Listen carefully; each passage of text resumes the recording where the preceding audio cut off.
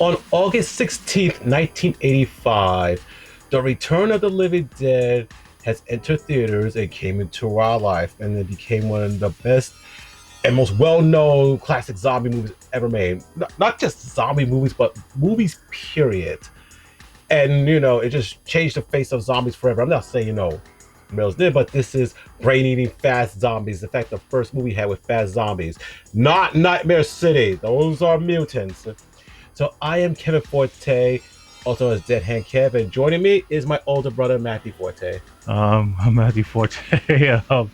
Matthew Forte. So we decided to take a break from Day of the Dead because we did 3 videos on that. More to come. But now we're talking about The Return of the Living Dead. 41 years of this great masterpiece of a movie. It started off as a book back in 1978 by John A. Russo.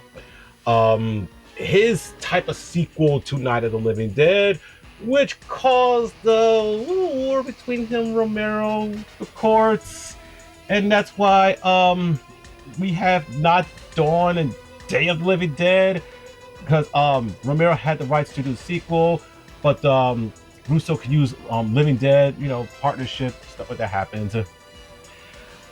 So yeah, the book was based 10 years after Night of the Living Dead. The zombie apocalypse was still going, but not in Romero's world. In fact, not even this film's world either, because when they decided to do the movie on it, they said, "No, we're just taking the title. We're not doing that." No, we're not doing your book. This movie is 100% nothing like the book. But I'm glad. I read the book back in 1999 when I was a teenager. It's fine, but the movie's way better. Yeah, so this is one of those situations when the movie is way better than the book. Like 100% way better than the book is based on. It just, it needs to clarify that change, so. All right, so now we're going to talk about the movie, which came out in 1985. This is a film about a bunch of about Freddy and Frank. They find the canister. Well, actually, they find the canister. Bert had it for 14 years.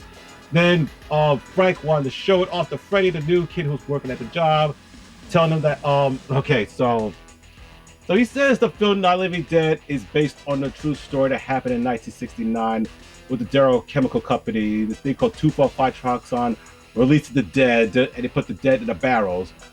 I always said there was a problem with that story. How did Romero know about a situation that happened in 1969 and based it on a movie that came out in 1968? That was shot in 1967. How? And they said they were gonna sue Romero's ass if he told the whole story. Never mind. So Frank shows off to Freddy, and the barrel's there, the zombies in there, and Frank, stupid, hits the barrel, and the gas leaks out, releasing throughout the pipes through the Anita Supply warehouse, where in the freezer room there was a dead corpse and it's moving, but it doesn't get down yet because it's hooked on something. Stupid idiot. But we also learned that the barrels have been missing for 14 years, and Colonel Glover's been trying to find them, and such no luck. No luck whatsoever. We will lucky be later on. But also, Freddy does have some friends that are waiting for him. Let's see, this is girlfriend Tina, and it's my favorite character called Spider. That's a badass. Trash. Of course, Trash is played by Linnea Quigley, and this is probably where one of the stars she got known as being a scream queen. Of course, she's on my shirt. As Trash.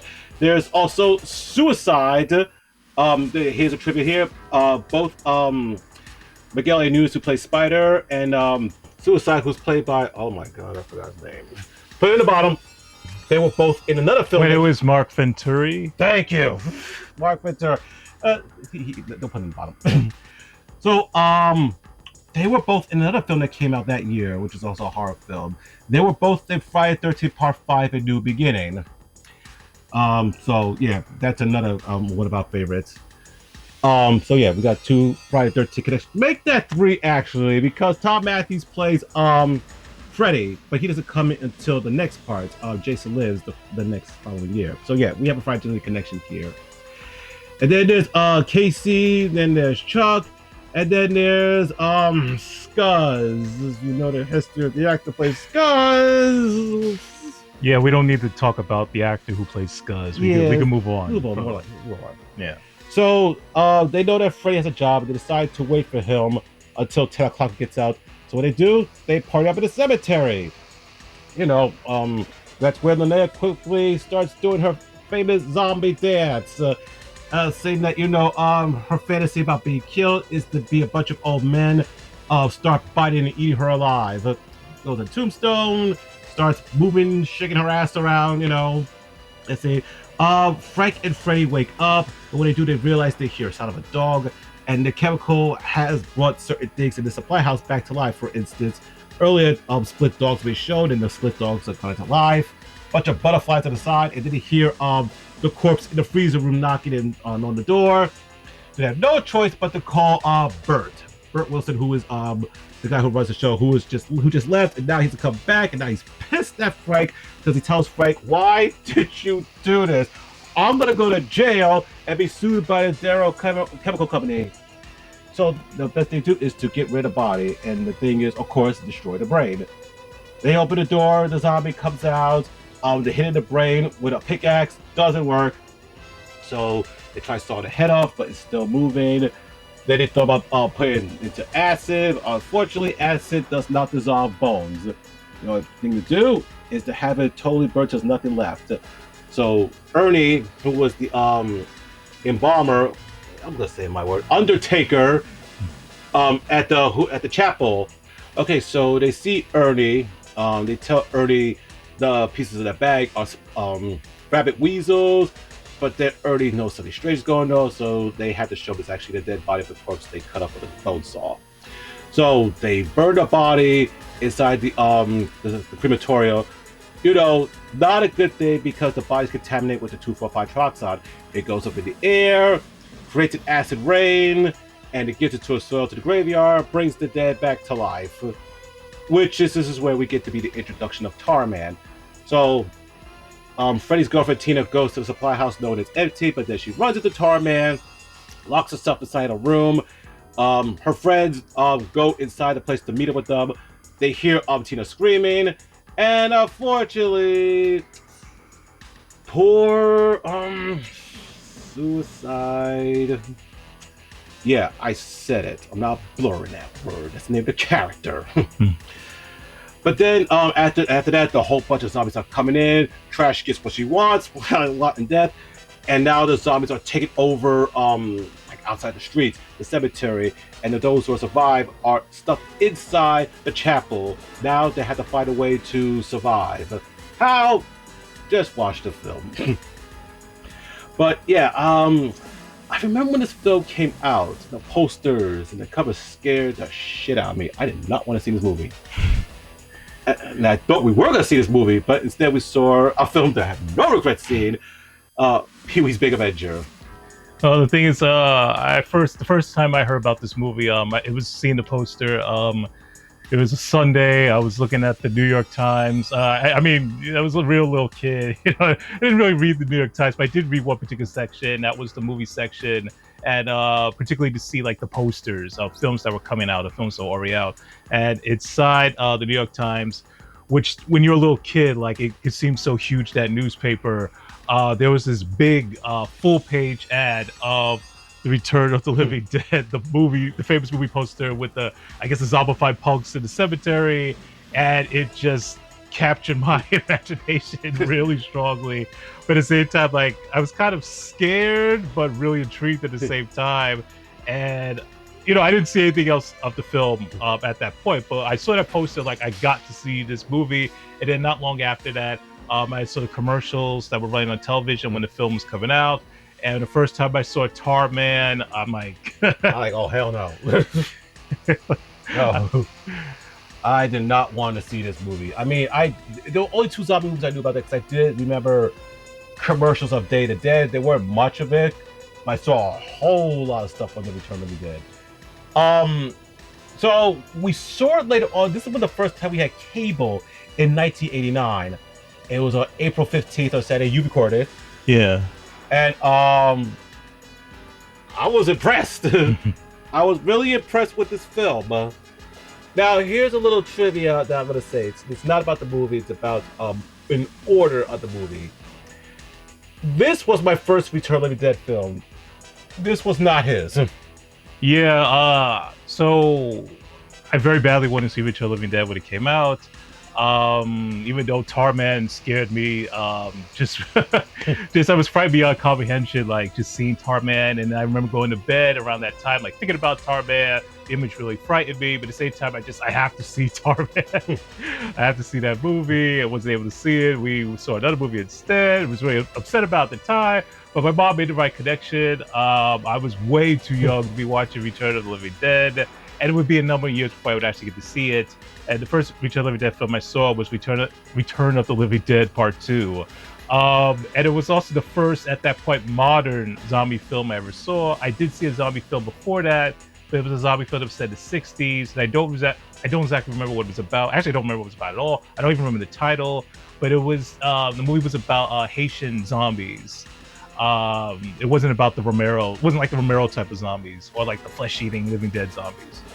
And when I saw Return of the Living Dead 2, like, yeah, I loved it. When I saw it, I still love it now. It definitely has some things about it that not quite perfect. Yeah. But yeah, I loved it, and couldn't wait to see, Return of the Living Dead when I finally got my chance, and I got my chance to finally the next year to see it. And yeah, watching it was a great experience, and the movie is one of the best movies ever made. You're probably saying to yourself, how come I didn't see Return of the Living Dead Part 2 when he watched it? I got punished. Stupid reason. I got punished. I'm glad anyway, because I'd rather see it in the order that is deserved to be in. I did get to see Part 2 when it came on television. Cut! On television. We recorded it, and remember back then we recorded some things and just didn't look right? Yeah, well, because at the time we didn't have cable television. We had, old school antenna TV.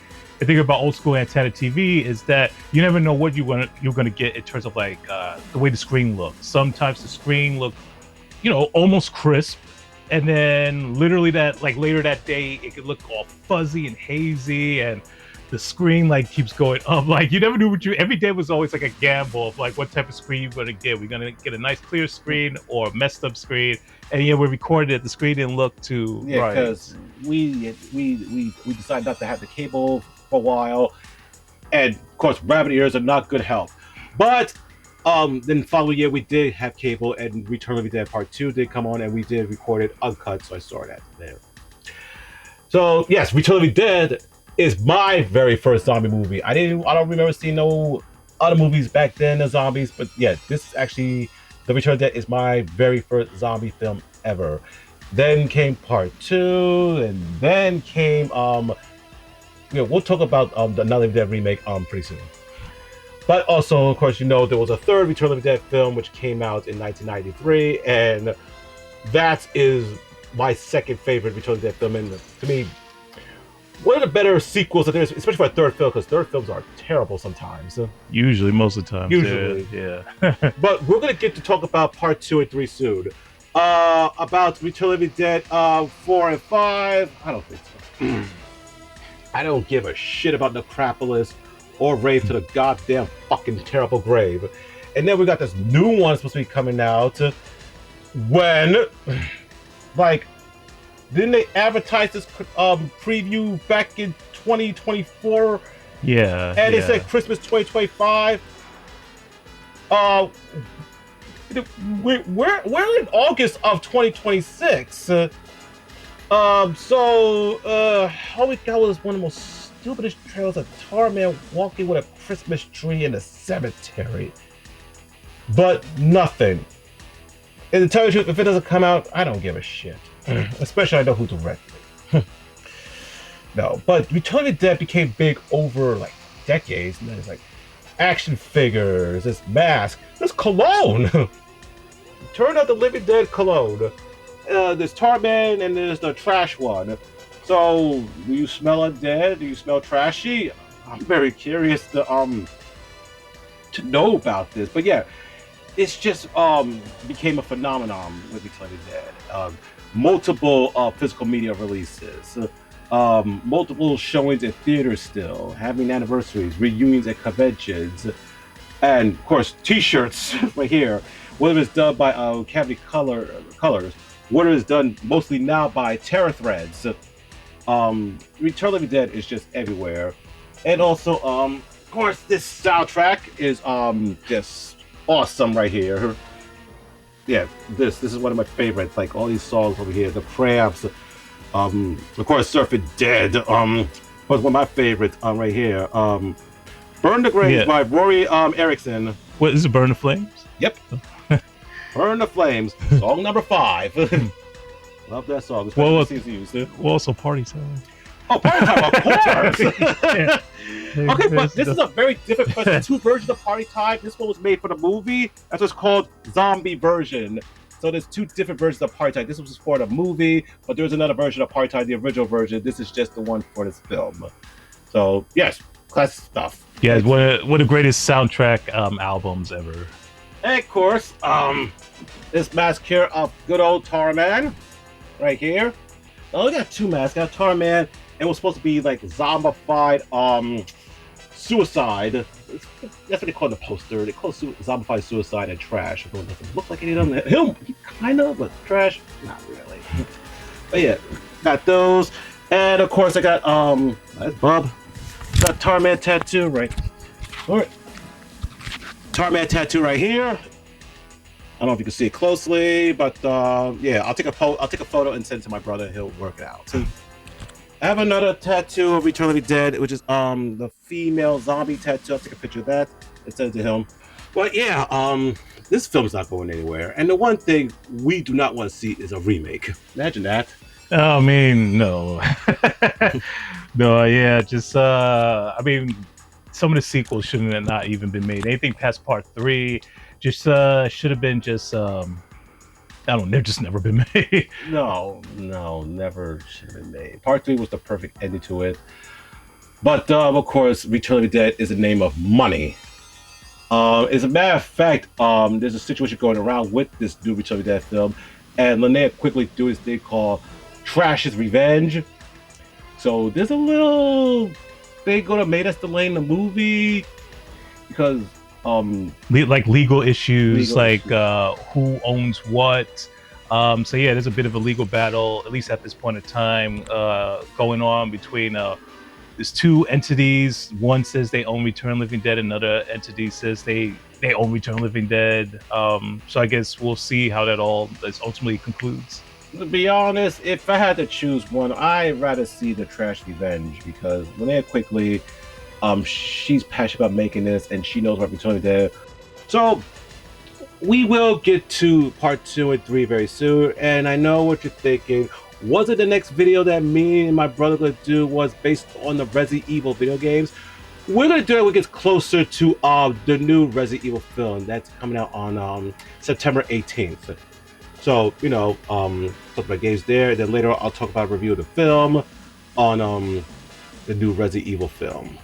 But I'm glad you joined us all for this talk about Return of the Living Dead. 41 years. Yeah, just how time flies. It's too fast. So, what was your favorite scene in the Return of the Living Dead? Is this your best Return of the Dead movie? Who was your favorite character in the Return of the Dead? Because I would, if I had to say my 3 top favorite characters, it would be Bert, Ernie, and Spider. Yeah, I would say the same thing. Well, Miguel Nunez, who plays Spider, like he's just the man in that movie. I love him as an actor. Just a lot of great performances, very underrated. Yeah, he's my favorite character. Probably after Spider. I don't know. Maybe tied. I don't know. Tied with who? No, Bert and Ernie. Like I don't know if I had to go ahead and choose which one of the 2 characters, which was better. But they all both like awesomely played. You know, Clu Gallagher played Bert, and Don Calfa played Ernie. And they make such a great pair.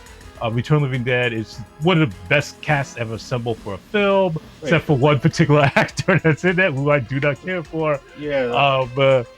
But yeah, like brilliantly directed by Dan O'Bannon and written by Dan O'Bannon as well. Great special effects, great art direction, great production design. Yeah, like I could go on and on talk about Return of the Living Dead.